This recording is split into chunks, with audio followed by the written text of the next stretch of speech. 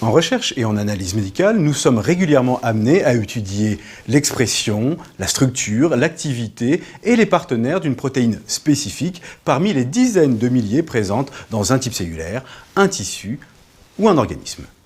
Nous avons donc développé un grand nombre de techniques d'analyse des protéines, comme la spectrométrie de masse, le Western blot ou encore les mesures d'activité enzymatique. Pour permettre une analyse spécifique, la plupart de ces techniques incluent une étape de purification ou de séparation des différentes protéines d'un échantillon en utilisant les paramètres variant d'une protéine à l'autre, comme l'hydrophobicité, la charge, l'interaction spécifique avec un ligand ou encore la longueur des chaînes polypeptidiques qui les composent. Pour séparer les protéines en fonction de ce dernier paramètre, le SDS-PAGE est une des techniques les plus utilisées. Dans cette vidéo, nous verrons les grands principes de cette technique qu'est le SDS-PAGE. SDS-PAGE. Cet acronyme anglophone est riche en informations sur la technique. Le E pour électrophorèse nous indique que nous allons mettre en mouvement des molécules chargées dans un champ électrique. PAG pour polyacrylamide gel. C'est le support dans lequel les molécules vont être mises en mouvement. Et SDS nous indique que la séparation se fait en présence de sodium dodécylsulfate, un détergent anionique utilisé pour dénaturer et charger négativement les protéines de notre échantillon. Je vais maintenant reprendre avec vous chacun de ces éléments séparément. L'électrophorèse, le gel de polyacrylamide et la préparation des protéines avec le SDS. Reprenons tout d'abord les enseignements du physicien. Lors d'une électrophorèse, une molécule sphérique de rayon R de charge Q en solution dans un fluide de viscosité état et baignée par un champ électrique de valeur E est soumise à deux forces. La force électrique provoquant le mouvement et la force de résistance à ce déplacement. Après la phase d'accélération, la vitesse d'une molécule sera proportionnelle à sa charge et à l'intensité du champ électrique et inversement proportionnelle à son rayon et à la viscosité du fluide. Ceci est bien sûr le cas idéal qui nous permet de comprendre quels sont les paramètres influençant le mouvement de nos molécules. Néanmoins, en SDS-PAGE, plusieurs éléments nous font sortir de ce cas théorique. D'une part, nous ne sommes pas dans un fluide, mais dans un gel. D'autre part, les molécules que nous voulons séparer, les protéines, ne sont pas sphériques. Et enfin, nous souhaitons les séparer en fonction de la taille de leur chaîne polypeptidique, indépendamment de leur charge. Explorons maintenant ces deux paramètres que sont d'une part la nature du gel de polyacrylamide et d'autre part le traitement que nous allons devoir appliquer aux protéines pour effectuer un SDS-PAGE. Découvert à la fin des années 50, l'acrylamide a très vite été utilisé en biologie car il est doté de plusieurs propriétés intéressantes. Il est optiquement transparent, même aux UV, il est électriquement neutre et nous avons la possibilité de contrôler la taille des pores qu'il va former dans un gel. Au niveau moléculaire, ce gel est formé par la polymérisation dans un fluide de monomères d'acrylamide en longues chaînes de polyacrylamide. Ces chaînes sont ramifiées par l'inclusion dans la solution d'un comonomère bifonctionnel, le bisacrylamide. Cette polymérisation est catalysée par l'ajout de persulfate d'ammonium et de TEMED. L'expérimentateur contrôle la concentration d'acrylamide qu'il met en solution. Or, comme nous l'observons ici sur ces micrographies de gel de polyacrylamide prises en microscopie électronique, plus nous augmentons la concentration d'acrylamide, plus la taille des pores que forme le gel est réduite. L'expérimentateur pourra ainsi moduler la taille de ce tamis moléculaire selon ses besoins. S'il utilise des concentrations en acrylamide réduites, le maillage de faible densité n'offrira que peu de résistance aux protéines de petite taille qui seront à peine séparées les unes des autres. Par contre, cette densité sera idéale pour séparer les protéines de haut poids moléculaire.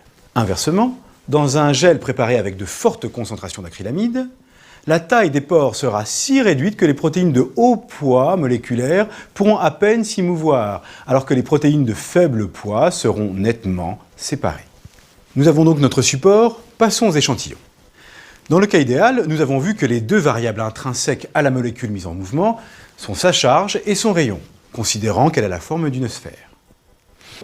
Or, dans la technique du SDS-PAGE, nous souhaitons séparer les chaînes polypeptidiques composant les protéines uniquement en fonction de la taille de leur séquence en acides aminés. La nature des protéines soulève deux obstacles pour atteindre cet objectif. Tout d'abord, chaque protéine est définie par une séquence d'acides aminés spécifiques dont certains résidus auront une charge propre à un pH donné. Prenons par exemple ces deux pentapeptides. À pH neutre, le premier aura une valeur de Q égale à la charge élémentaire E, alors que le second aura une valeur de Q de moins 2E. Ainsi, s'ils ont la même taille, lors d'une électrophorèse, ils migreront dans des directions opposées et le second migrera 2 fois plus vite que le premier. Donc, si nous souhaitons séparer les chaînes polypeptidiques uniquement en fonction de la taille de leur séquence, il faut s'émanciper de l'hétérogénéité de leur charge. Le deuxième obstacle est leur organisation dans l'espace. Chaque chaîne polypeptidique adopte une structure tridimensionnelle et un niveau de compaction qui lui est propre. De plus, plusieurs polypeptides peuvent s'oligomériser. Ces différents paramètres influencent bien sûr le déplacement des chaînes polypeptidiques dans un tamis moléculaire.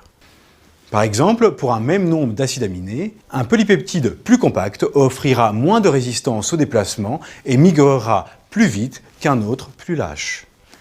Cette organisation dans l'espace des chaînes polypeptidiques est stabilisée essentiellement par des liaisons faibles entre acides aminés de la chaîne polypeptidique et entre les acides aminés et le solvant. Donc, pour pouvoir séparer les chaînes polypeptidiques en fonction de leur taille, il nous faut les dénaturer, c'est-à-dire leur faire perdre leur conformation tridimensionnelle, en rompant les liaisons faibles stabilisant cette structure.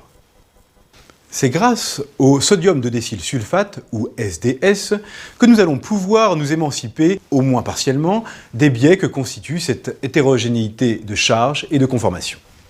Le SDS est un détergent, donc il est amphiphile. En interagissant à la fois avec les parties hydrophiles et hydrophobes des protéines, il rompt les liaisons faibles qui stabilisaient d'une part la structure tridimensionnelle du polypeptide et d'autre part l'association de plusieurs chaînes polypeptidiques entre elles. De plus, le SDS est anionique. Ainsi, les variations de charge portées par les différents acides aminés de la chaîne seront noyées dans les charges négatives apportées par le SDS qui recouvre le polypeptide. Il subsiste néanmoins un paramètre qui pourrait biaiser l'évaluation de la taille des chaînes polypeptidiques qui composent une protéine. Si les différentes chaînes polypeptidiques d'une protéine sont associées par des liaisons faibles, dans certains cas, elles peuvent être également reliées par des liaisons covalentes insensibles à la dénaturation SDS. Ce sont les ponts disulfures. Ils sont formés par l'interaction de deux groupements en thiol appartenant à deux cystéines pouvant se trouver sur deux chaînes polypeptidiques distinctes.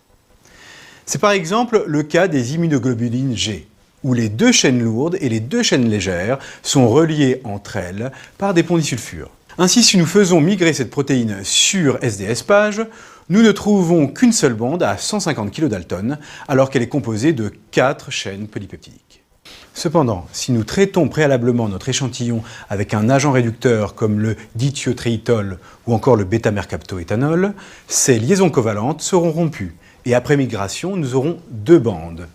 Une à 25 kDa correspondant aux deux chaînes légères et une autre à 50 kDa correspondant aux deux chaînes lourdes. Et voilà, nous avons vu les grands principes du SDS-page.